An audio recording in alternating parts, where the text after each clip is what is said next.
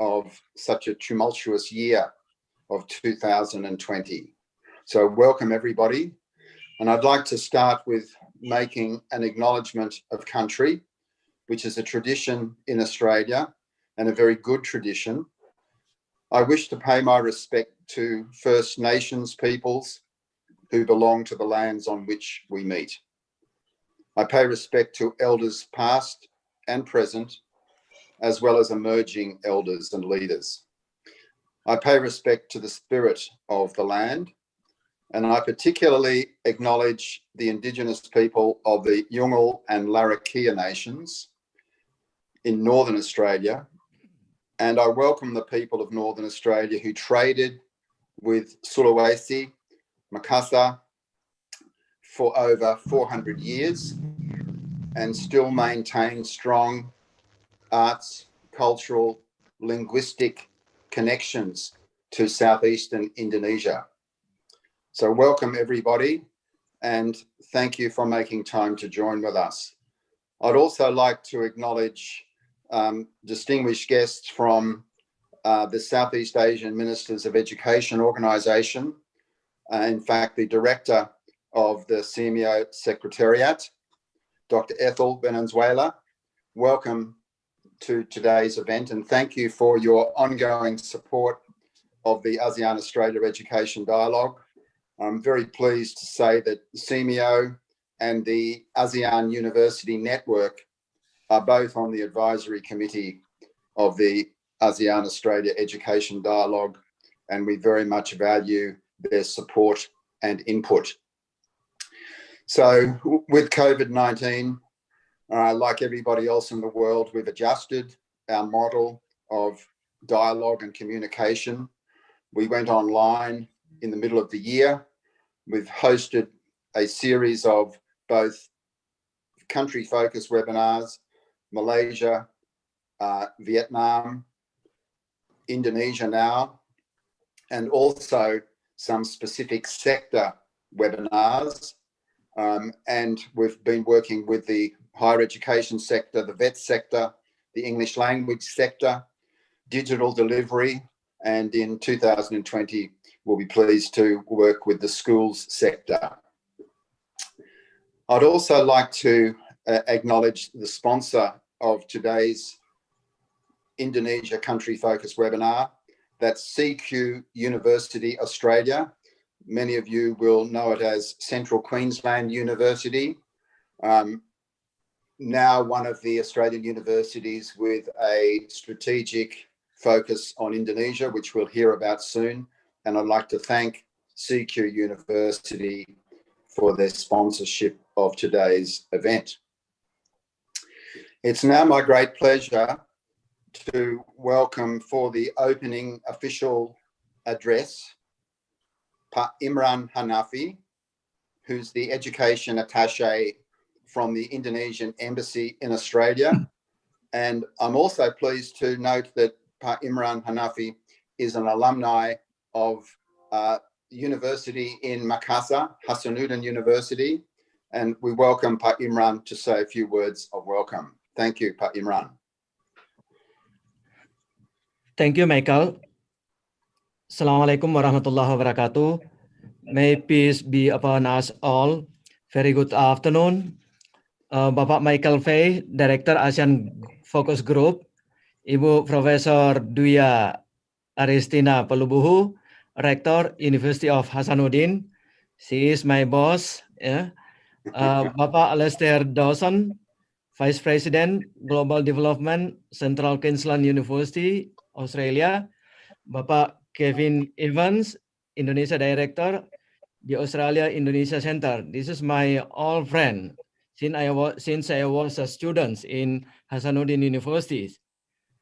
Ladies and gentlemen, firstly, I would like to inform you the apology of His Excellency Ambassador Cristiarto S. Legowo, as he cannot join with us in this important event because there is prior commitment at the same time. It's a great honor for me to be here to join this ASEAN Australia Education Dialogue webinar on country-focused to deliver a speech before highly dedicated Indonesian and Australian higher education stakeholders. I find this webinar very important as part of the strong commitment of the Indonesian missions in Australia to support the strengthened education relations between Indonesia and Australia. No one denies the fact that education would be an important factor to increase people-to-people contact and to strengthen relations since there is an exchange knowledge between the people of the two countries. Today's webinar is about deliverables, visions, and projections for the fate and future of Indonesian and Australian collaboration in the field of higher education. In this case, the topic focusing on Hasanuddin University. Distinguished ladies and gentlemen, allow me to briefly update on bilateral relations between Indonesia and Australia. There have been many milestones happening in the last year or so. In 2018, we elevated the stages of relationship into a comprehensive strategic partnership. In March 2019, our two nations signed the Comprehensive Economic Partnership Agreement, or ISEPA. Less than a week after his inauguration, Prime Minister Scott Morrison visited Jakarta and attended the inauguration of President Joko Widodo. And of course, the arrival of President Jokowi in February this year, who was met by the Governor General, the Prime Ministers, the Prime Minister, and was given the opportunity to give a speech in front of the Parliament clearly reflects the close relationship between the two countries. These milestones reflect the breadth and weight of friendship between the two countries, yet having political and economic milestones are not enough. We need also to work and enhance people-to-people relations. The ISEPA implementation has been effective since July 5th, 2020. Surely we are aware from the geographic location that the two countries can take advantage this proximity factor to reduce logistics costs and bring people-to-people connection closer. This will enable us to maximize our business and investment opportunities. And I'm not just thinking about the Indonesian and Australian markets, but also the regional and global market. ISEPA's site letters also cover various opportunities for more targeted cooperation to increase human resource capacity, including education cooperation and in vocational training. This agreement will provide opportunity to expand and diversity the current partnership and unlock a lot of potential. There will be more well-known Australian companies to operate in Indonesia. Australian universities will also be allowed to open their offshore campuses in Indonesia, just to name but a few. Another important and prioritized element or a pillar of the CSP, Comprehensive Strategic Partnership, is the strong commitment of our leaders to promoting, strengthening people-to-people links and contact through two-way education opportunities. In this case, we are discussing right now cultural exchange, research collaboration and also tourism. Indonesia and Australia have also renewed its MOU on education and training cooperation on November 2018.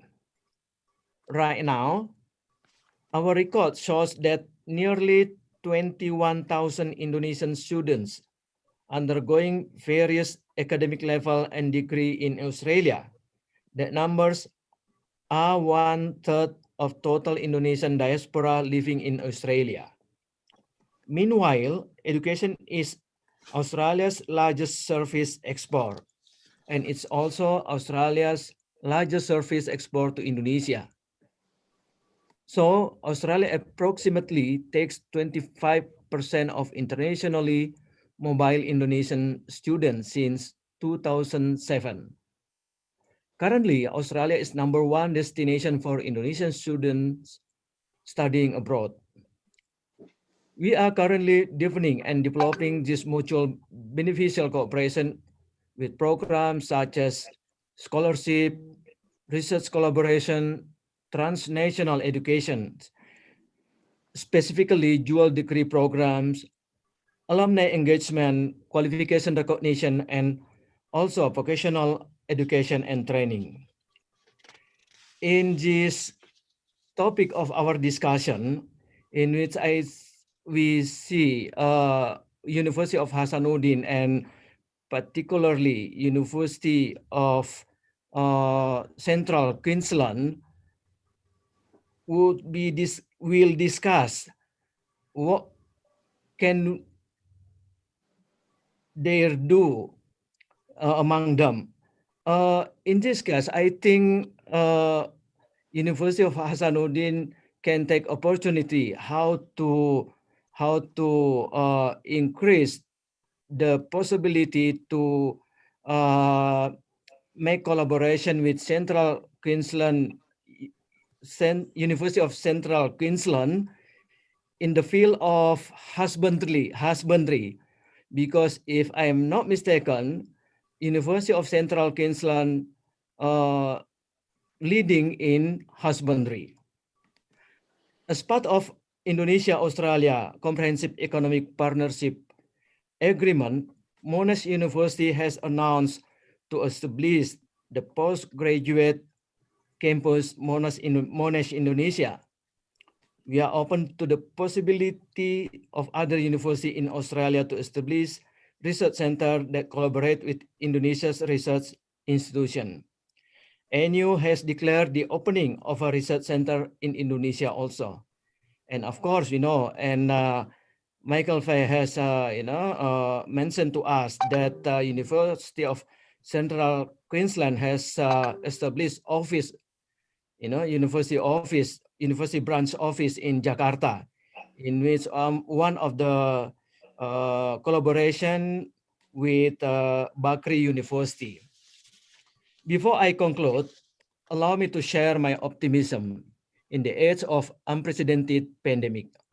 We should be more care to one another, pay more attention to our closest neighbors. Of course, in this case, Indonesia and Australia, and play our part as positive element. Again, Michael Fay has mentioned how Makassar and Australia, particularly in the west side of Australia, has been connected since hundreds years ago, as well as strengthen our solidarity and cooperation. With all that, we will surely win this war, and we will overcome this trying time. Finally, let me wish you a productive webinar today. Thank you and terima kasih. Thank you very much, Pak. Thank you for those words. And it's now our time for us to move on to the panel presentation and panel discussion. And I'd like to welcome John Ross. Many of you know John Ross. He's a highly awarded Australian journalist working with Times Higher Education and the Asia Pacific editor. And John is going to be the moderator for the next part of our program. So John, welcome, and I'll let you introduce the panelists and we'll move through to the next stage. Thank you very much. Terima kasih, Michael. Selamat siang ke kawan-kawan di Jawa dan Sumatera, Sulawesi, Malaysia, Australia Barat, Australia Utara, dan selamat sore ke teman-teman di Sydney dan Melbourne. Selamat datang semua. Welcome, everybody. It's great to be here. My connection with the internet is a little bit dodgy, so if I suddenly disappear, that's the reason, and please take over, Michael, but hopefully that won't be necessary.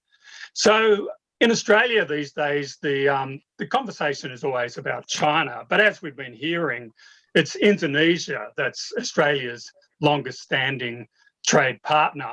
Those links between Makassar and Northern Australia, they go back a long time. Makassar seafarers were making regular visits to Northern Australia about the time that the early Dutch navigators started accidentally bumping into the West Coast. So it's a really, really long-standing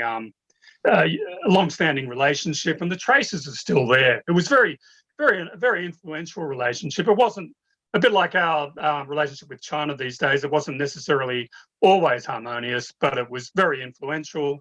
I think Michael alluded to some of the ceremonies of the people like in the ceremonies of Elcho Island, for example. I understand there's traces of the Makassar influence in those. And in a lot of the language of Arnhem Land as well. People who saw that movie about 15 years ago, 10 Canoes, probably would have come across quite familiar terms if they spent some time in Indonesia, like Balanda, Pisang, Rupiah, Roti, Nasi. That was a real eye-opener to me. And I understand that if Aboriginal people were visiting Makassar in bygone centuries, and I've heard you can still find the remains of some of these people in South Sulawesi, along with their living remnants. So it's a living relationship. It's just wonderful. But despite this centuries-old heritage, Australia and Indonesia somehow have never quite made the most of their close proximity. As Australia seems almost blithely ignorant of the fact that the world's fourth most populous nation, with an economy that's ripe to explode, is just up there on our doorstep. The Australian business links with Indonesia are kind of limited. I mean, mining and some manufacturing and tourism aside, the focus seems to be on very crowded Java and on the resort hub of Bali, which is right next door. It's like the rest of the archipelago doesn't exist for some people. And a lot of people don't actually know, I say Australians don't actually know that Bali is part of Indonesia at all. Study of the Indonesian language, that was a complete staple for schools when I was a kid, but it's stagnating, it's declining. Some Australian universities are letting go of their Indonesian courses, which is a bit of a tragedy because of the tight budgets and the tepid interest from the students. And for its part, Indonesia seems relatively oblivious to the existence of the big island just to its south. And we've heard that Australia is the number one destination for Indonesian students overseas. But it's still only about, I think, the 10th biggest market for international students in Australia, which just seems a little bit out of kilter because it's so close and it's such a big country. But we get, I think, about 3 times as many people from Nepal, which is much smaller and much further away. So Indonesian students are very happy to island hop, but it's within the archipelago rather than making a somewhat expensive hop down south. And that's a shame because better education and research ties could help Indonesia realise its promise of economic prosperity and address the high unemployment rates faced by its young people. But there are promising signs, and we've heard about quite a few of them. The inelegantly named IR-SEPA trade agreement that was signed probably close on a year ago now. That's got some strong features on strengthening and education and skills training, probably particularly skills. We've heard about Monash, we've heard about CQU's opening its campus in Jakarta, and CQU is also opening a campus in Medan in northern Sumatra and a research centre in Manado in northern Sulawesi. And they're 2 cities that I've never quite managed to get to. So if there's any interest in getting an Australian journalist up there, from anybody who happens to be listening from CQU, I'm all ears. And in a further sign that Australia has realised that there's more to Indonesia than Java and Bali, we have the more elegant acronym of PAIR, the Partnership for Australian and Indonesia Research, which is the flagship program of the Australian Indonesian Centre. That's focused very much on South Sulawesi, and Hasanuddin University in Makassar is the program's lead institution. And it just so happens that we have the rector of Hasanuddin's Hasanuddin University on the panel, as we've heard from Pak Ikram, his boss, Professor Dwi Tina Pulubuhu.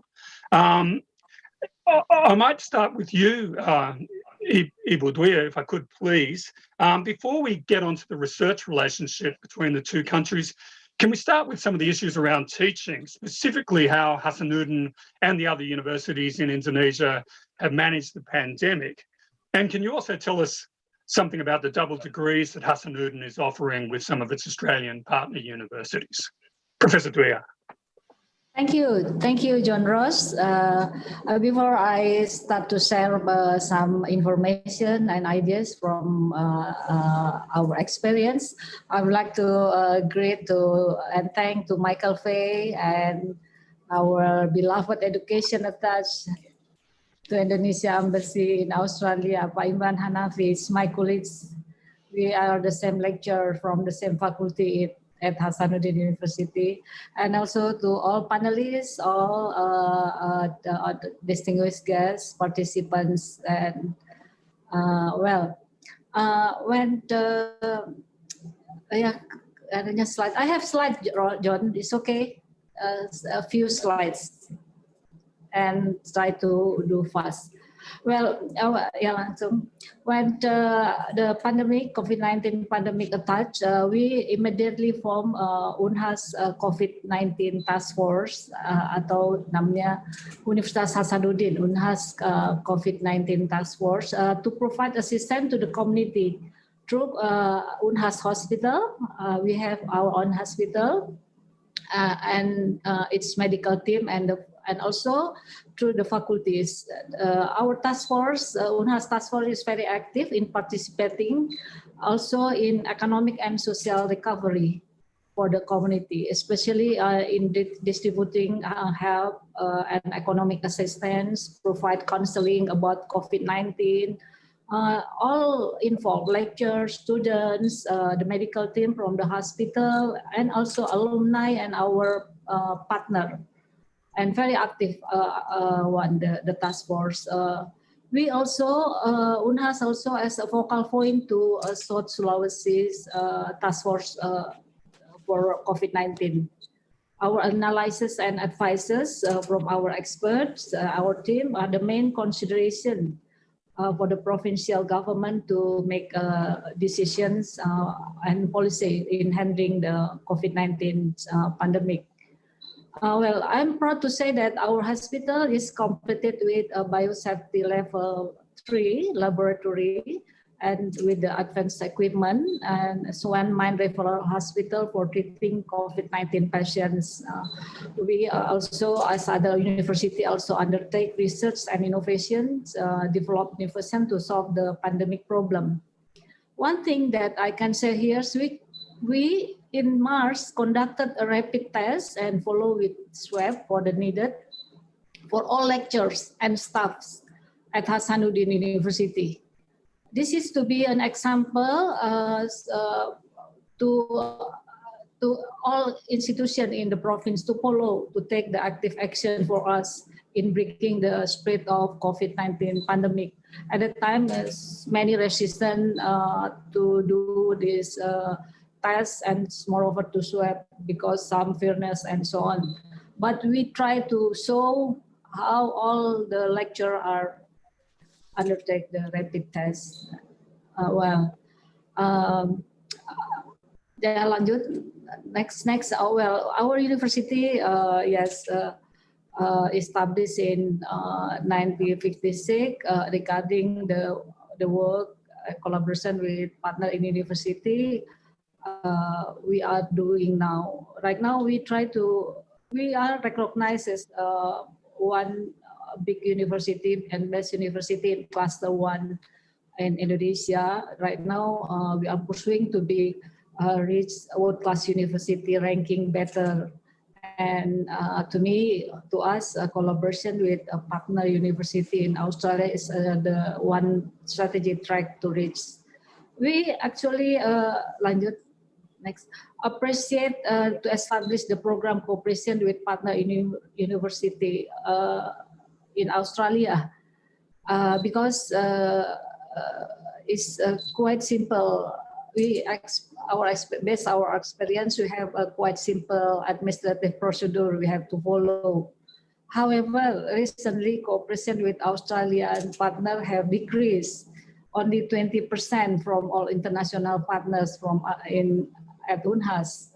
Currently, the biggest number of our international partners from ASEAN and Middle East, especially from Japan. Probably, John, I will share our experience here based on lesson work with other partner, other youth from other country.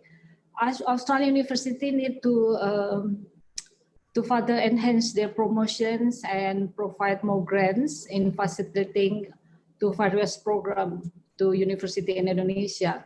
Like Japan side, for instance, ties between graduates with their university in Japan are maintained by the strong connection of the graduates with their professor.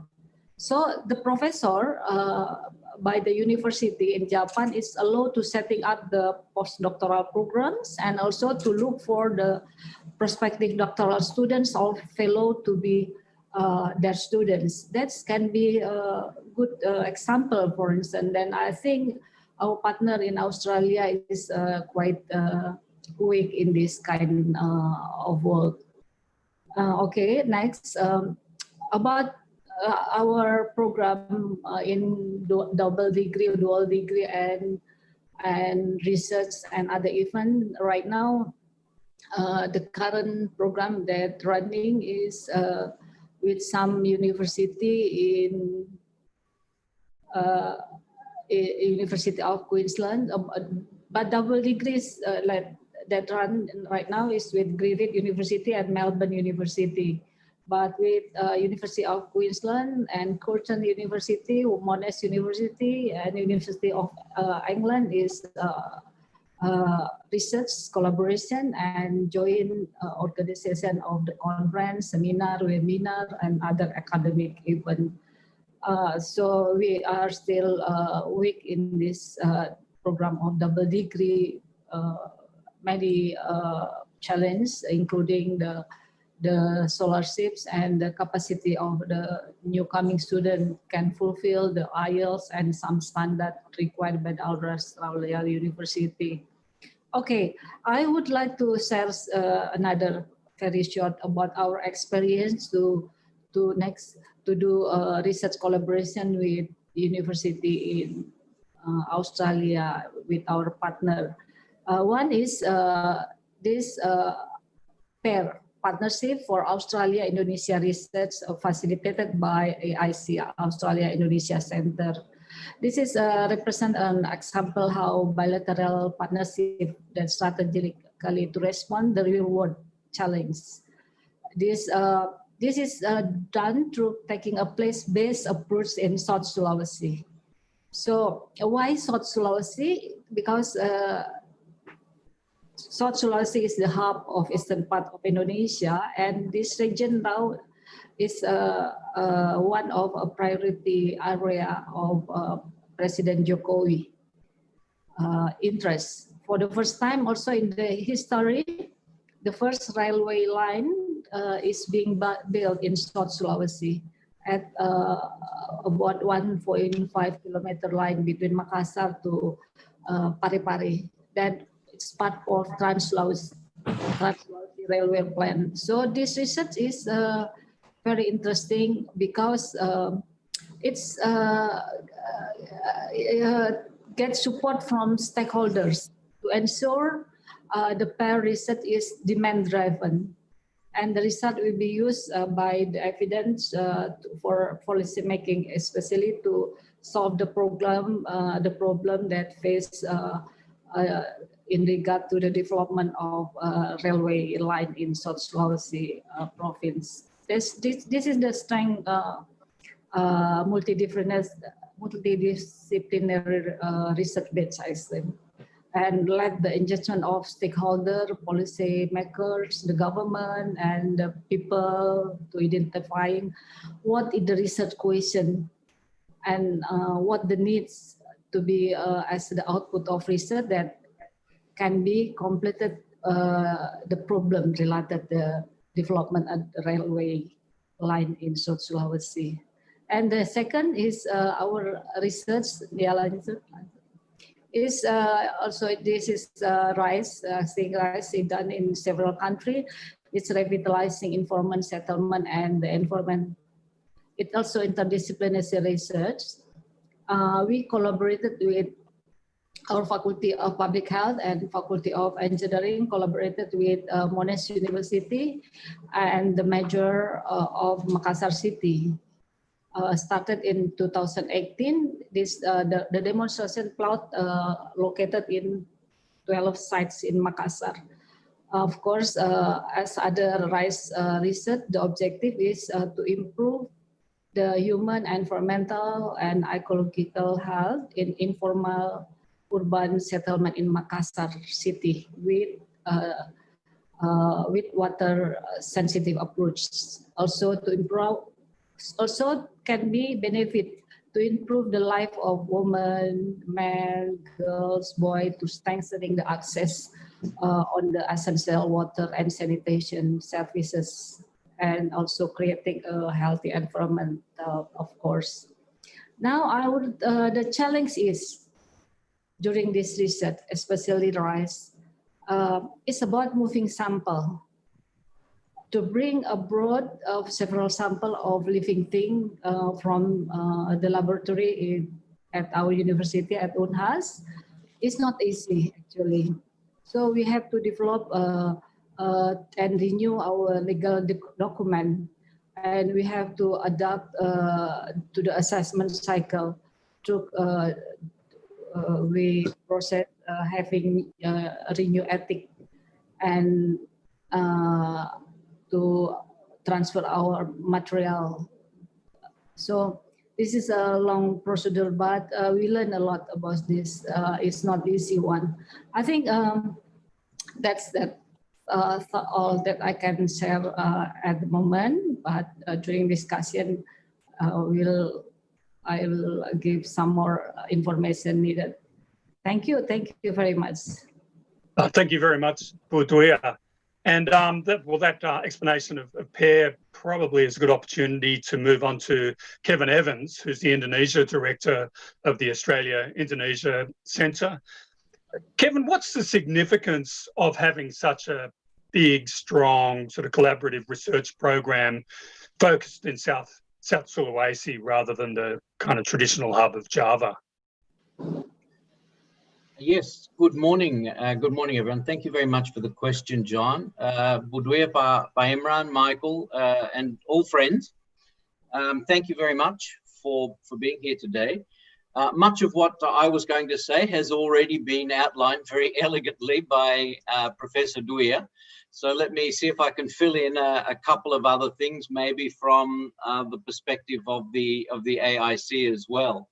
So I think the question arises, why have we been able to develop this PAIR program? Well, I think you've also got to look at the beginnings, the origins. And so since the Australia-Indonesia Centre was established, when we began partnering with Indonesia, we were offered several big universities to work with, 7, one of which was Hasanuddin. And so we immediately embraced this and said, excellent. We treated every partner with respect and on the basis of genuine equality, which I think sometimes we, from both sides, sometimes don't always follow, but we really treated and have sought from the beginning to treat each partner with a great deal of respect. And so we were delighted, of course, to have one of the universities in our network not based on the big cities of Java. So Hasanuddin had a number of advantages, particularly for Australia, which I'll get into. I think the other element that we've done, we're familiar with researchers collaborating across countries. On many occasions, this is more of a personal nature. You know, this researcher studied with that researcher, they've known each other 20 years, let's do some work together. We took the approach that we wanted to institutionalize the relationships. And this actually brought us some quite interesting benefits. So the first thing is, the first few years that we worked together, we actually brought over 400 different researchers, 50% from both countries, as it turns out, or almost exactly 50-50. 60% of them, I'm trying to remember here, 60% had never worked together before. So basically what we did through this institutional approach was actually to broaden up the gene pool of researchers working together. So as I said, 60% had never worked with anybody from the other country before. So as a means of building new partnerships and new ventures, it was really very valuable for that reason. So our focus was cross-national, which is pretty common, multi-location. So we worked in numerous places across the archipelago. Multidisciplinary or an interdisciplinary approach, that was very critical to our work at the beginning. And we also identified 5 thematic areas where we thought there was value added, and that was again through a consultative process, but 5 broad areas. So it included food and agriculture, infrastructure, particularly ports and railway, included health, particularly non-communicable diseases, energy with a bit of a focus on mapping and new and renewable energy, and urban water. And so interesting enough, it was that last one, which we may come back to if I can remember, that was a particular interest with a context of UNHAS. But what our experiences were the first few years is that the 5 thematic areas tended to work themselves. So we thought, looking ahead, why don't we add to the complexities of what we're doing through this proposed new program and actually bring them all together? And to do so, it has to be place-based. And I think Professor Dwyer mentioned that. So we had to bring all of these different groups, we had to focus in a particular geographic location. So we discussed it again with all of our partners, government, and within our universities, and with various other people that we'd worked to over the first years. And it seemed very clear we all wanted to maintain that idea of interdisciplinarity, of engaging community, but actually engaging right from the beginning. I think some of our programs earlier on, the researchers got excited about doing something and then they built a constituency. This time we kind of turned it a bit and said, well, let's talk to the local government, let's talk to local business and communities, and then start to inform our program. So that was the way we built it. And another element of our approach was we also used a kind of what I'd call peripheral vision. So while clearly the Australia-Indonesia Centre has a very strong research focus, we also have other things. So we run a small film festival. We did an attitude survey on what Australians think of Indonesia, what Indonesians think of Australia.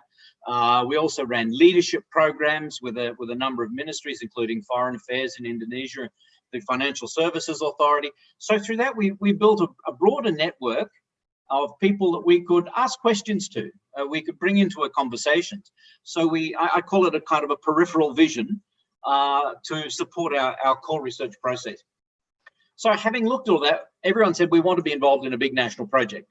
And so one that really stood out of interest was the development of the new railway system along the west coast of South Sulawesi, between the 2 major cities, between Makassar and Parepare. So Professor Dwi has gone through some of that element, but when we were designing that, it lent itself very easily to connectivity with the new port being built in Makassar. How does that connect to a railway? To building up the Hasanuddin Airport, growing the big airport that's already there. How does the railway then connect up to local communities for agriculture, for hinterland production? Where is the transportation connectivity to there? How does it affect young people? What skills are going to be required? How does it affect their health and well-being when you've got this great long train going up there? What sort of impact does it have? How do we help, develop agricultural produce, which may not have been able to easily get to markets? How does that all connect with the industrial development zone? So a lot of really important questions that would drive development. And so this bringing all of these interdisciplinary focus and so forth was seen as a very creative way of going forward. And it's a big delight for us. Dr. Imran before mentioned that the PAIR program has actually been reflected in the Comprehensive Strategic Partnership. as part of the plan of action for the next 4 years, and is also reflected in the Indonesia-Australia Comprehensive Economic Partnership Agreement. So this approach has clearly caught the attention of key policymakers. So we've also built a good partnership with the provincial government of South Sulawesi, as part of our constituency building. So all of that was, I think, very important. Another great value we had in South Sulawesi, of course, was we already had this big partnership with Hasanuddin from the beginning. So we weren't just sort of arriving somewhere with a big new idea. We actually already had an infrastructure of partnership that existed previously. We were also advantaged because the Australian government opened a consulate general in Makassar. And they've been also, like Hasanuddin, tremendous and really valuable partners to all of our work. So that really helped make it a natural choice that we could, that South Sulawesi would be great. And it was additionally great, of course, given those historic links, which several speakers have already mentioned, that we were really able in some respects to give a modern life to a pre-existing relationship that had existed. So in addition to our actual work through, that is work through AIC, we also are able to leverage those partnerships to do other things. Professor Aduya mentioned the RISE program, which is that big program being funded by the ADB and the Wellcome Trust that involves Hasanuddin with Monash, but also as a counterpoint, Suva in Fiji, identifying 2 different cities to see how this kind of model works. So it was a much bigger investment. And most recently, and it's really only in its very early days, a new what's called a CRC in Australia that brings together a whole bunch of Australian universities initially to focus on new and renewable energy by 2030. The program is called Race for 2030. Monash University was involved, and so then they contacted me and said, do you think our university partners in Indonesia would be involved, would be interested? And because we had this infrastructure of engagement, I was able to contact the 3 universities, so one of them of whom is Hasanuddin, also the Bogor Agricultural University and the Bandung Institute of Technology, and said, would you guys be interested in partnering on this? And because we've already built this trusted relationship, they were very quick to say, yes, well, we're happy to sign on. We have that partnership, that degree of trust. And so we actually now have 3 Indonesian universities participating actively in this great big research agenda in Australia, which I think is worth something like $250 or $300 million. It's a very big investment by private sector and by government and by universities in this area, which has got a real focus on, particularly on new and renewables. So again, I think what we've been able to do through the centre is also to help leverage other partnerships. So I think that's a great service, that this model that we've developed of institutionalized collaborative modeling working across disciplines can be incredibly valuable. Thanks so much. I hope that's been of use. It's terrific. It's almost like a matchmaking service in some ways for research and building a whole lot of critical mass there, which is just fantastic, and it's something that both countries need. Also on the panel, we have surprisingly somebody from CQU, Senior Deputy Vice Chancellor Alistair Dawson, who's running the CQU operation in Indonesia, and it goes back. I mean, you've been delivering dual degrees with your partner there, I think, for quite some time, but now you have bricks and mortar base in Jakarta, and you're spreading to other islands as well, Medan and Manado. How important is it to have your own bases in this big country? Good afternoon. Thank you, John, for that introduction. And I think one of the things that I think that can be really summed up in the conversation is things that have been said so far today is this notion of trusted partnerships and collaboration are really critical. Quite often as we travel around the world and we form partnerships and we explore operations in other countries, it's easy enough to set up an operation in another country, but if you're doing it on your own and you're doing it without good collaboration, without trusted partnerships, then it tends to be a very selfless sort of exercise. It really doesn't enhance the future for either party, for individuals and for universities. And we've seen lots of examples, and I think Kevin sort of pointed out to some of the great work that his organisation has been doing in building those trusted partnerships.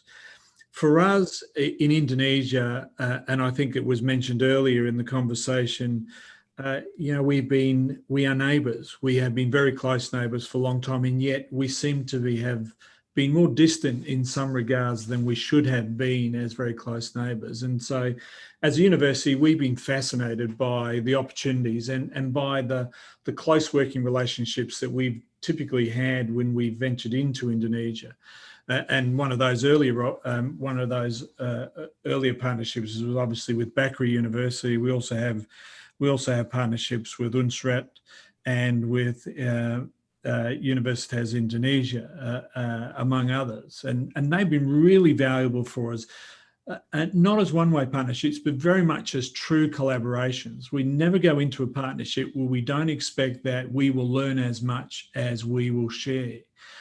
And there's virtually no reason why you would do it if you don't enter into a partnership in that regards. And so the development of our bricks and mortar approach in Indonesia has actually been quite coincidental to those partnerships. So the more we've explored the partnerships with our friends and colleagues in Indonesia, the more we've come to realise that we can contribute more and we can partnership more by having a more solid base in Indonesia. And so, as you mentioned before, at possibly the worst timing that you could ever have in the world, we set up our bricks and mortar operation in Jakarta at the beginning of this year. So we've been offering our dual master's programs in partnership with Bakri University in Jakarta from earlier this year, and also corporate training programs. Of course, COVID has made that an interesting prospect for all of us. But we're confident that there's a solid foundation for all of that as we go through in future years, that's going to be a very strong partnership that's going to work well with us. And we're already exploring what the multiple opportunities beyond those offerings will be over the next few years in that particular space.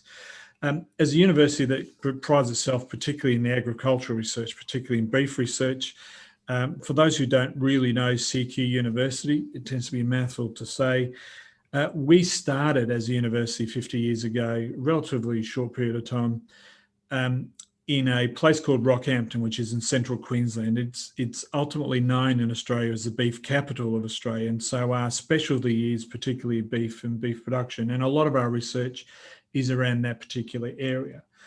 And in the conversations that we've had both at ministerial level and with groups like Bapanas and with Unsrat and a number of other universities, we've been very interested in collaboration around the sustainable development of the beef industry in Indonesia. And in fact, we're about to sign at the beginning of next year a partnership, a three-way partnership essentially with Unsrat, Bapanas, the Indonesian government, and CQ University around the development of Ag Tech Park in Manado, and also the development of research facilities in the long term in that particular space. So that will be very much a collaboration between three parties, both government, and one of the key parties to that has also been TIQ, Trade Investment Queensland, who've been a great partner for us in helping to navigate some of the challenges that you often have as an outsider coming in to meet partnerships when you don't necessarily know the lay of the land and the way,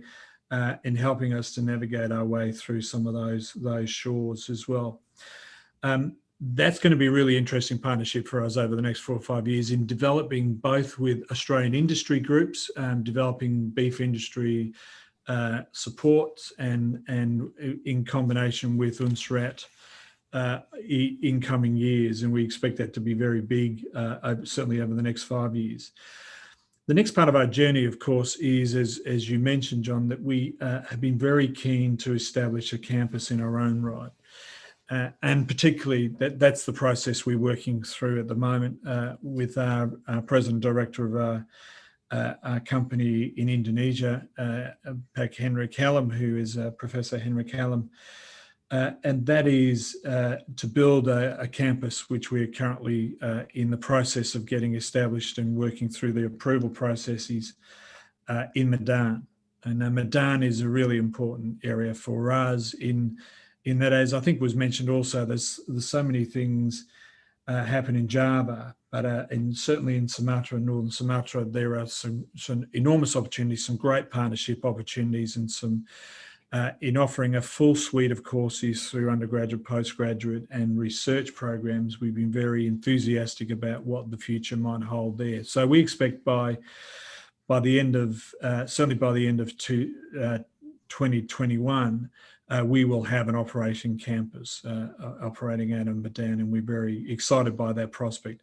And we're also excited by the prospect of developing new partnerships, genuine collaborations with Indonesian universities, because we think in the long term, Australia and Indonesia's partnership, well beyond what the ISCPA forecasts will happen, will be a close one. It is one inevitably that we all have to continue to work at. But we like each other as a country. As individuals, we tend to get on really well together. The more that we work collaboratively with each other, we understand each other well. And that in itself leads itself to a really good partnership in the long term. So we're looking forward to the next 5, 10, 15 years in Indonesia, because we think the opportunities for both sides are going to be extremely positive and great. But hopefully that gives people an understanding of where we're at.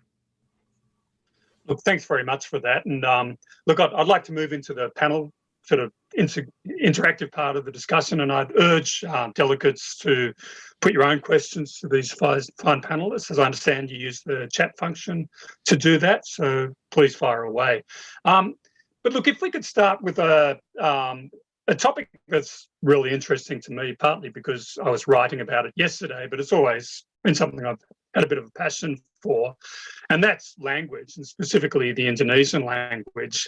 So there's 16 universities that have been teaching Indonesian classes this year, this troubled year, and obviously we all know that universities, like all other parts of society, are in trouble at the moment and having to look at how they spend their dollars. But so about a quarter of those universities have proposed ditching Indonesian next year, largely because the enrolments are so small. It's hard to get Australians to study any language, including the language of their giant northern neighbour. To at least 2 of those universities have sort of pulled back on that proposal, which is really good news. We heard that from both Murdoch and La Trobe yesterday. La Trobe's going to take another month to work out what it's doing, and Murdoch's going to give its Indonesian program, which is a really long-standing one, and they're both long-standing actually. So Murdoch's giving it another year, which is terrific news, but certainly not out of the woods. Numbers have really plummeted from a couple of thousand students in the early 90s to about 800 now. And I guess I really wonder what our friends in Indonesia think about this. It's a naturally multilingual country. Most people there speak at least 2 or 3 languages, and that's just before they get out of Indonesia. They've got a real gift for foreign languages, and you know, we, with all our riches, can't even be bothered learning their language, which isn't that challenging to do, at least at a conversational level. Bu Dwyer, I'm wondering, how do people in Indonesia feel about this? About Australia's lack of capacity to embrace the Indonesian language. Is that something that concerns you?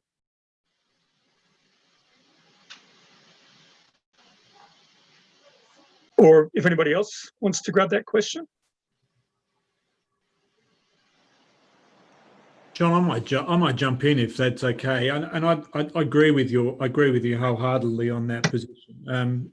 You know, as a young student in my 20s, Indonesia was my second major, and language was something that we did, and it was something that there were large numbers of students attending. I'd like to think that in coming years, our university will certainly be one of those universities that will start to look seriously at things like not just language, but also cultural studies that actually enhance it, because I think it's been one of the tragedies of Australian education generally, is that we don't often appreciate, in a lot of ways, we're almost like the Americans in that we sometimes can be very insular.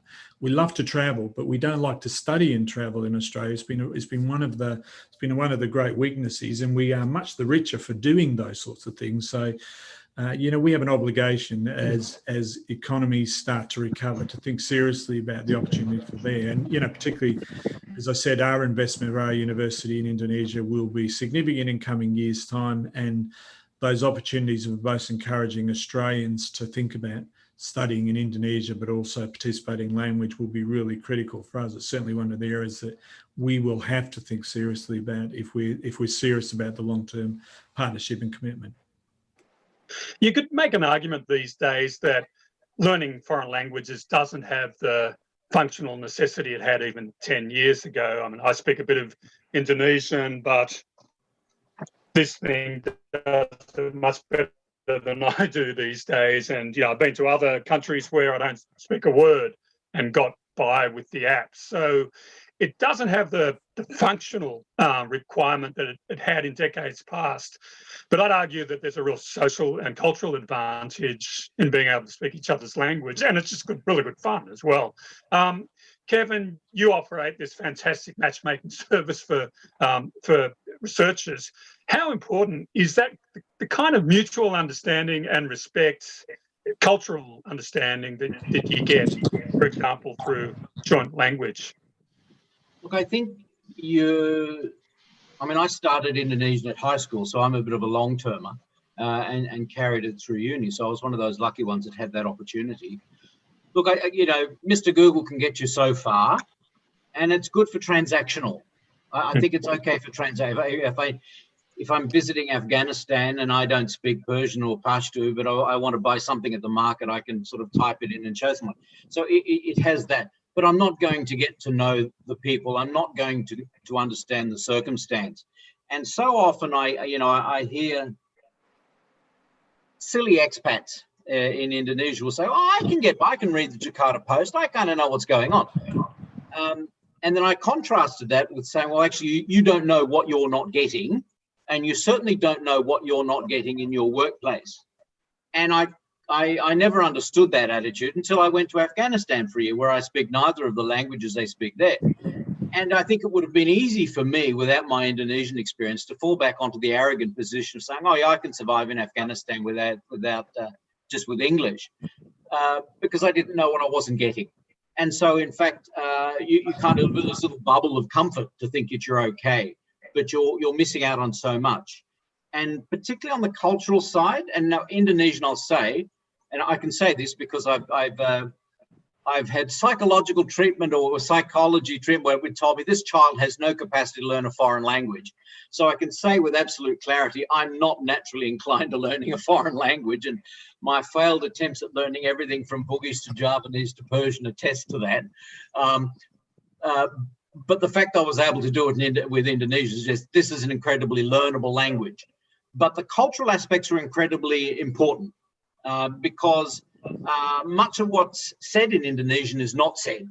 And so if you Google Translate is not going to give you that.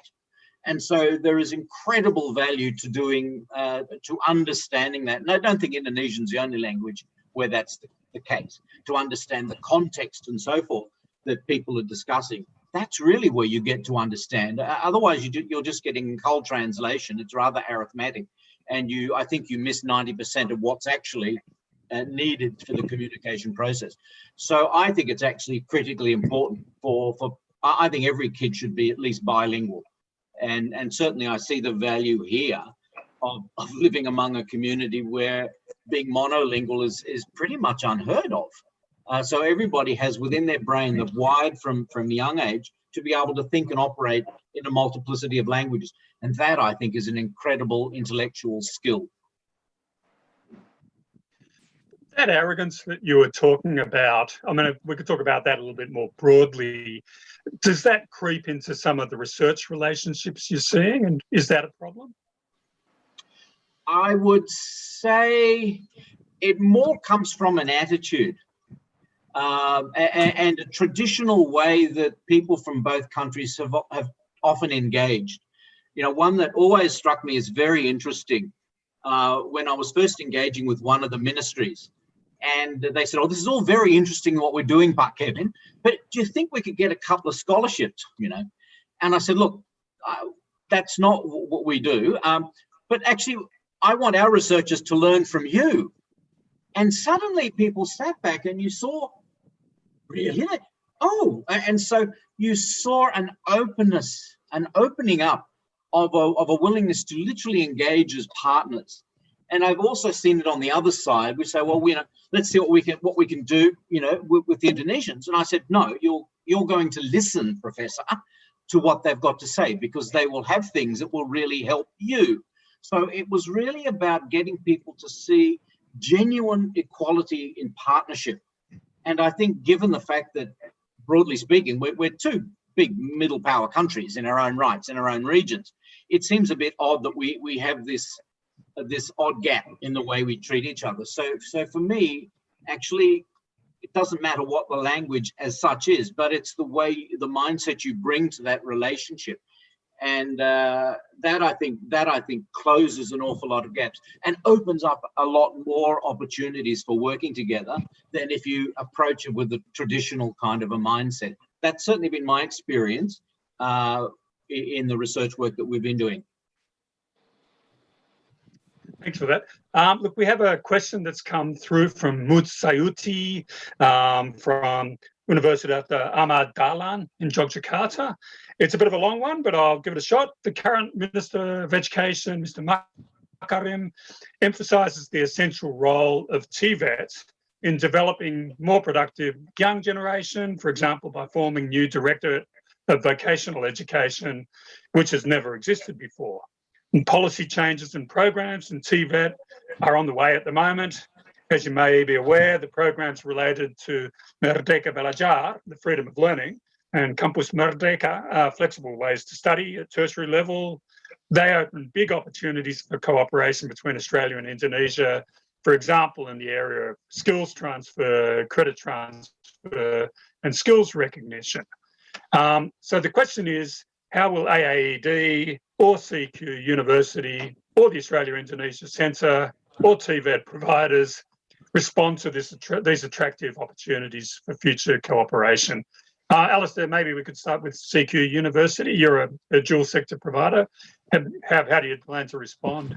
Sure, and it's an area that we've always been particularly interested in. In fact, the partnership or the arrangement that we have with the Universitas Indonesia really involves how we work within the VET, the vocational education side, moving into the higher education side. There are some obvious challenges and differences between both our countries in regards to this. So certainly in Australia, we work in a very regulated environment, particularly around the vocation, and it's certainly been one of our challenges that people are after good skills training, and there's good opportunity for skills transfer. But in fact, obviously from Australian universities and VET providers' point of view, being able to do that in a way that's economically viable or supportable has been quite challenging, because we always need to stick to our own regulatory environment, and that doesn't always make it possible to work effectively. We're kind of committed to trying to find a way to do that, and one of the challenges that we are currently exploring with Universitas Indonesia is, in Australia we work on processes of being able to transfer vocational qualifications into tertiary qualifications that pass through. Not always possible in Indonesia. It doesn't always link carefully, and so we're committed to working how we can make that work as a long-term prospect to improve the skills training and development. Could I just add one brief point on to elaborate Alistair's point, is that there is an element on the qualifications framework between the two countries. There are closer alignments than there were historically, and that will certainly allow for much better cooperation.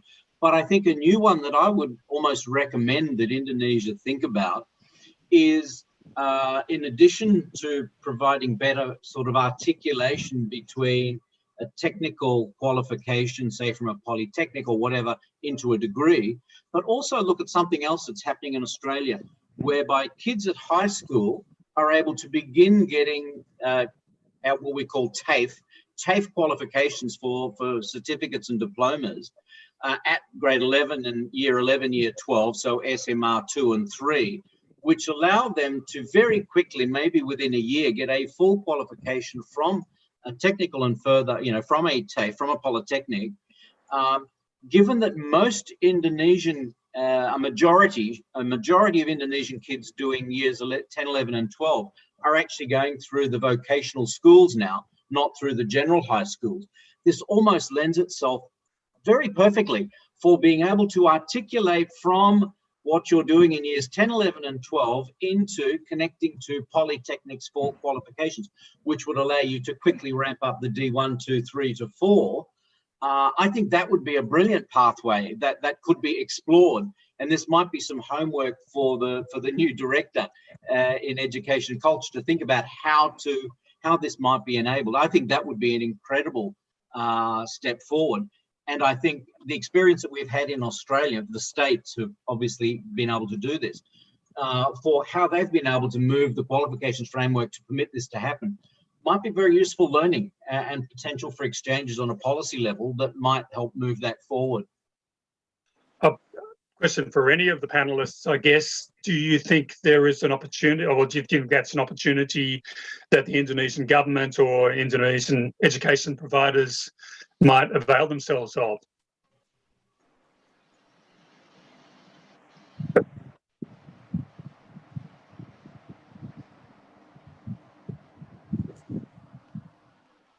Not getting too many bites on that one. So look, I might move on. When we're having discussions earlier before this panel, Michael, you brought up this this concept of what I've called the 7 Ps. So Australian institutions operating in Indonesia, they need to find the right product, partner, personnel, profile, price point, got 2 Ps there, and the patience of a 5-year horizon. So they've got to be looking at it as a long-term thing rather than just a short-term thing. Can you talk us through what you meant by that?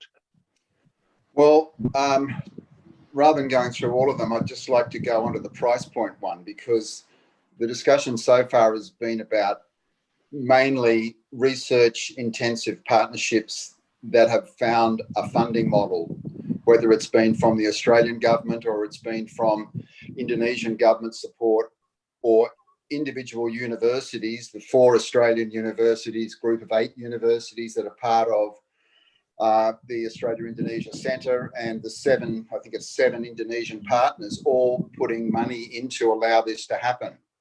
It's a different situation from where you're looking at commercial investments which are being encouraged under IACPA and which are also impacting on the Monash operation in Jakarta, the new operation, and the new operation of CQU, and the intention to go up to Manado and Medan. You have to find a funding model, a price point at which, if you go to market, the local people in that community can afford your product. And that has been the major problem for the Australian investment in education, where Australian universities or TAFEs, either public or private, have gone in previously to markets like Medan and to Makassar, and they've found that the ideas they had about both the partner and the personnel who they used to put in place that program, and particularly the price point, were not realistic. So Australia is a high-cost country for delivery of programs. If you think you can export that high-cost program to Indonesia, you're going to be sadly disappointed. So you have to find another model that uses locally trained people, that looks at in-country delivery of English language, which we haven't talked about, but that's the delivery, that's the language of delivery for international education, and so it has to be addressed. But you can't export Australian personnel to Indonesia because nobody will ever be able to afford the product. And there are examples of a university pathway college in Medan, of a diploma pathway college in Medan. Both started off with the best intentions, but they both closed within 3 years. And that's because perhaps they had the program right, perhaps the partner was not the right partner. They had trouble in building a profile, so people took a long while to trust them. The personnel who started it up, when it got going, they might have left and other people replaced them, and so you didn't have that continuity of personnel. They didn't have the patience of 5 years because they didn't have the capital they didn't think it would take that long, but most of all, they didn't have the price point. So until you address those issues, I don't think we're really going to address both the challenge and the opportunity. I think part of that whole scenario that you paint for us is potentially quality assurance. I mean, quality assurance of Australian programs is a really strong point of it. People, can be guaranteed of getting a good product, but it also adds to the cost. That may push the price point beyond what the locals can manage. Alistair, that's something that you mentioned in our sort of pre-discussion. What's the answer there? Because we can't, obviously, like with the vaccines for COVID, we can't sacrifice on quality, but we've got to find a way of delivering. So where do we go?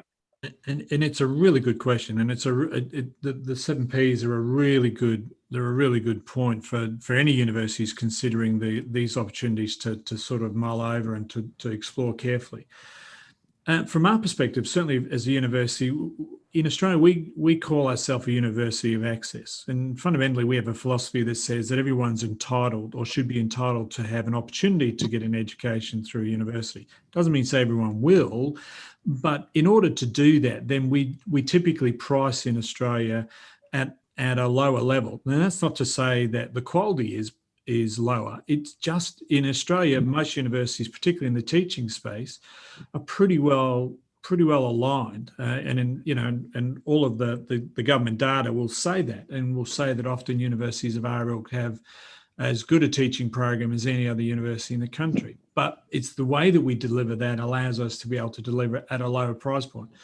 So we're moving to countries like Indonesia, being able to deliver the gap between what we might charge in Australia towards the gap of what we might charge in Indonesia is not such a big gap.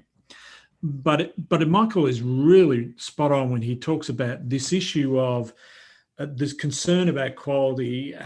When we have these conversations back home in Australia, when we're talking to our academics, they'll say, well, can we assure that the product that we're delivering, the courses and the quality of the courses we're delivering in Indonesia matches with the courses that we'll deliver in Australia? Can a student who elects to study with us in Indonesia be exactly what they can get in Australia, albeit without the price point that is going to constrain them? And that's been one of the big challenges for us. And how do we make sure we deliver using really high quality academics based in Indonesia, Indonesian academics? And remember, again, it comes back often to this arrogance question of making assumptions that, because we teach all of these things and we teach to quality in Australia, that we're not going to get that in Indonesia. That's not true. There are lots of really well qualified academics in Indonesia who are equally capable of teaching, if not better in a lot of cases, than we may be in Australia. Within our framework, we just have to show the framework that we need to deliver to suit our own Australian requirements. So we've worked really hard to make sure that the price point meets the Indonesian price point, the one that's affordable, that gets that access issue that's important for us to fit into there. We've had to be really tight on our costs, and we've had to be pretty good at that, but that fits in well with the philosophy that we have as a university in Australia. Over the last decade, we've built 14 new campuses across Australia. We've got 26 campuses and study centres across Australia. We're used to doing things in a very specific sort of way. So Indonesia has been less of a challenge for us, but it took a lot of work in trying to work through with Indonesian partners and understanding the Indonesian context for how we would deliver. If I was sitting at certainly at an organisation with very big expectations and cost structures, then I would certainly be a lot more worried about how I would make that work in Indonesia than I am at this point in time. But we will watch all of that really carefully, and we will use Indonesia resources as much as possible to make sure we deliver, but making sure that we satisfy our own academic requirements, our own academics in Australia, our deans, to make sure that they're not the people who are going to haunt us as in the organisation for not making sure the quality remains high.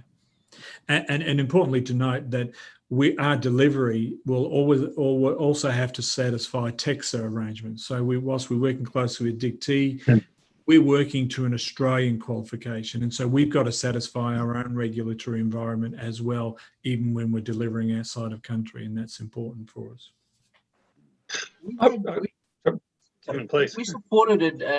We supported an interesting little study last year where we spoke to a whole range of CEOs and COOs from big foreign companies, big national companies, startups, state-owned enterprises, quite a range of enterprises, and asked them to talk a little bit about their graduates coming into their companies, and then contrasting between the ones that they've recruited from national Indonesian universities versus those that have come in from, say, Australian universities.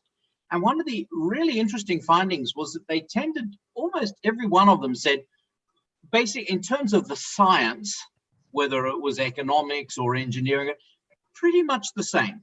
We didn't really see a great deal of difference there. The big difference that they noted between those who'd studied overseas versus from inside was on the soft skills, capacity to communicate, capacity to argue a point, leadership skills, willing to step forward on doing so. So it was those soft skills. So I would underscore Alistair's point. I don't think you'll have any trouble getting people with the science of the academic competencies and expertise to deliver. What may be in need of careful attention is on the andragogy side, which is how you teach, the kind of the group work stuff, all of those other processes within the education system. That seems to be where almost every single one of them noted that exact same point. And I found that very, very, very interesting and I hope informative as well. Just a point I'd like to make, if we've still got time, seeing we're talking about the vet sector, is that I think we have to be very careful and do not assume that Australia is the answer to the skills training gaps in Indonesia, because there are large numbers of very well qualified Indonesian polytechnics. And I'm going to pick out one of them because I know there's somebody in the audience from this polytechnic. ATMI, ATMI in Solo, Surakarta, the home city of the president of Indonesia, highly regarded as a vet training institute. In fact, so highly regarded that the largest conglomerate in Indonesia, PT Astra, used the expertise of ATMI Solo to inform the establishment of its own in-house vocational training polytechnic. So don't fall down on the issue that we've got all the answers. We need to learn. We need to make sure that anything that we want to contribute to the skills training sector in Indonesia is fit for purpose, so that the program that we want to partner with the local organisation in is suitable around, it may be around skill sets, it may be around train the trainer, training and assessment. And I take on board Kevin's point about the Indonesian qualifications framework and the Australian framework are pretty well the same now. So we are singing off the same song sheet to a certain extent, but we've got to do this in a partnership. And there are many other countries from all over the world who are very active in Indonesia, the Japanese, the Koreans because of manufacturing, the Germans, the British, the Swiss, they're all over the place. So we're not the only game in town here. So we should be very careful in how we think about our future with Indonesia. I think we're running out of time, but I guess that throws up a big question of, I mean, when I had my little opening sort of salvo, and I think other people have brought this up, Australia and Indonesia have a really good relationship, but it doesn't feel like it's been consummated as effectively as it could have been. Indonesia is tipped to be the fourth biggest economy in the world by 2050, so that's going to get a lot of people's interest. People are already interested, places like Japan, Germany. Does Australia really risk missing out on a big opportunity if it doesn't pick its socks up? Question for any panelist. I think I'd like to jump in on that one. I think absolutely. I think that message is really got to be clear. One of the things we've observed in the time that we've been in, and my colleagues constantly remind me of, is the opportunity in Indonesia in partnership, but also because of just, the way that Indonesia is developing and the rapid way that it's developing, is there are enormous opportunities, and there are always, as you say, different nations who see Indonesia as a great opportunity to work in partnership with. And if we don't start to pay attention, we are going to miss a really great trick. And as we say, Indonesia is our nearest neighbour, our nearest significant neighbour, and it's a really important relationship. The ISCPA agreement was really important, but it at the end of the day, it's a document, it's a piece of paper, and it's an agreement in principle. At the heart of that has to be good partnerships and good relationships. I think universities play a really important role in a soft diplomacy, and from both sides. And I know the Australian government recognises that, and I know the Indonesian government recognises that the universities play a really important role in developing up the relationships that become really stronger as we go. But if we're not more active in this space, we're not more active with our partners and friends in Indonesia, then we will be on the losing end of that argument in decades to come. So, and I hope that's not the case. I hope that's not what will happen in the future. I would add to that, actually say it goes both ways. I think this year for Australia has been a particularly sharp reminder of an over-reliance on any particular location for trading partners and general engagement. So it's a reminder, I think, of spreading your interest and spreading your investments and engagements. So to ignore the fact that to not be giving serious focus to our biggest neighbour would be a little bit of a loss. But then from the other side, I would also say equally that while Indonesia is making some tepid moves forward in opening up its education sector, it was, I think, of note that attempts at adding some reform into the education system through the recent omnibus law, which affected so many sectors, that unfortunately, attempts at trying to reform the education system were all withdrawn. That was, I think, was a lost opportunity. So while it is the case that Indonesia is making some slow steps forward, others are moving a great deal faster, whether it's Vietnam or other countries in the region. And so unfortunately, they could actually get left behind a bit. And so I actually think that there's value, there are potential losses from both sides in this. And I think somebody mentioned right at the outstart that a quarter of Indonesians going overseas come to Australia, which has kept that sort of leadership role we've had for the last 25 years. But actually, the total number of Indonesians going overseas for education for a country of this level of economic development and prosperity is actually relatively low. You contrast that, even somebody mentioned Nepal, which is much poorer than Indonesia, but I think the total number of Nepalese studying overseas is actually perhaps even larger. So there is that element that I think needs to be considered in terms of building those broader understandings that you can get by internationalizing your system. John, can we? I we're think pretty we much out might of need to time, but move I've to the just noticed a video. question. Oh, okay. Sorry. I apologize to Ali Al-Hamzi for missing your question. And back to you, Michael. Thank you very much, panelists. It's been really interesting. Yeah, thanks very much, John, and thank you to the panelists as well and the audience. And sorry we didn't get to that last question, but we're conscious that we would like to show a short video presentation by CQ University, who are the sponsor of today's webinar. And then we've got some closing remarks that we need before we farewell everybody, including a request for people to turn on their camera later so that we can do a photograph. And also I'd like to thank John Ross and Times Higher Education, who are our media partner for the ASEAN Australia Education Dialogues. And thanks, John, for making yourself available for this and the previous session on Vietnam. Okay, so I think Thompson, my colleague and co-convener, is ready to show the short video presentation by CQ University. Thank you.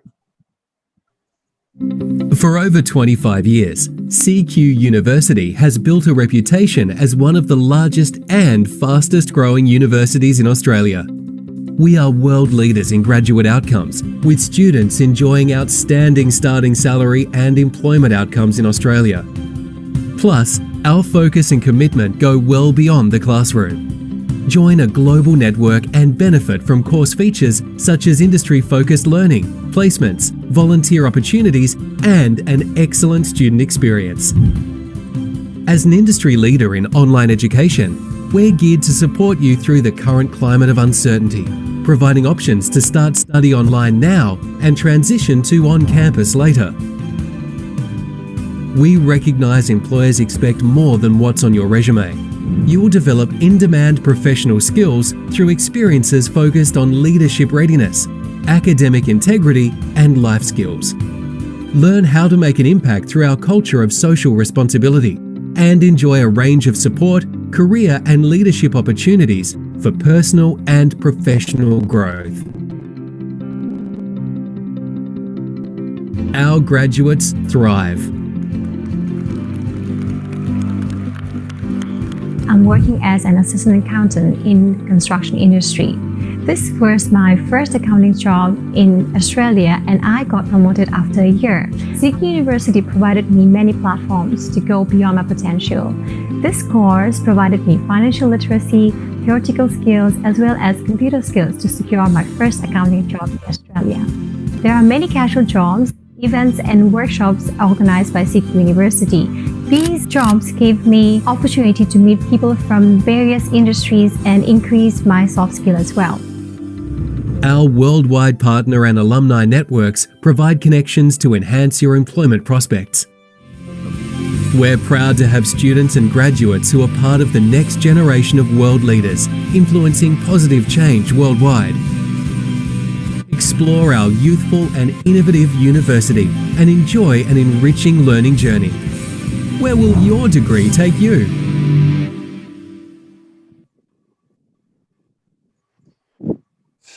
Thanks very much to CQ University and also to you, John, the panelists, Dr. Dwia Tina Pulubuhu, Rector of Universitas Hasanuddin, Kevin Evans from the Australia-Indonesia Centre, and Alistair Dawson from CQ University, and also Pak Imran Hanafi, Education Attaché at the Indonesian Embassy.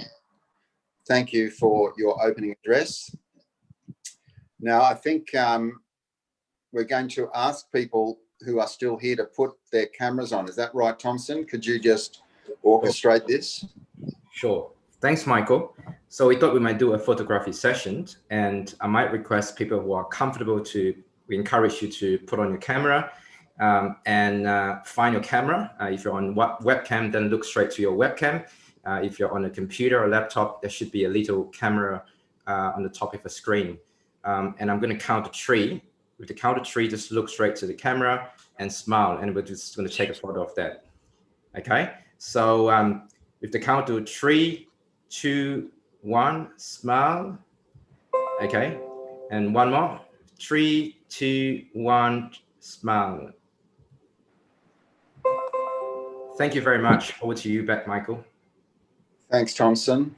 So it's only left now to ask you to, when looking forward to 2021, we have our next event on Thursday, the 4th of February, which will be on EdTech and digital innovation in Southeast Asia, sponsored by Victorian government. And it only now remains for me to wish you all Christmas greetings, New Year greetings, end of year greetings in what's been a hugely challenging year for everybody. And we thank you for your support this year and look forward to working with you in 2021. Goodbye, everybody. Thank you.